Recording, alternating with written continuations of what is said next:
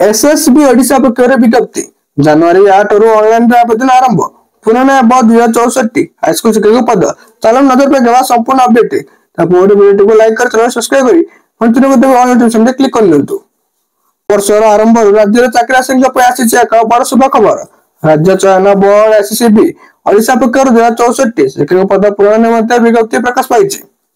राज्यर अणसरकारी पूर्ण सहायता प्राप्त हाईस्कूल मानकर नियुक्ति दिया इच्छुक प्रार्थी माने एसएसबी ऑफिशियल वेबसाइट को जाई नियुक्ति संपर्क सर्वश्रेष्ठ तथ्य पाई परिबे। जनवरी मास 8 तारिख रे समस्त पद पई ऑनलाइन आवेदन प्रक्रिया आरंभ होई फेब्रुआरी मास 7 तारिख समाप्त हेबो। एथि सहित बयस योग्यता शिक्षागत योग्यता सबकता विज्ञप्ति विज्ञप्ति 8 तारिख रे जारी होरा जिवो विज्ञप्ति जारी हेबा पर इच्छुक प्रार्थी माने वेबसाइट को जाई ए बाबद अधिक तथ्य पाई परिबे।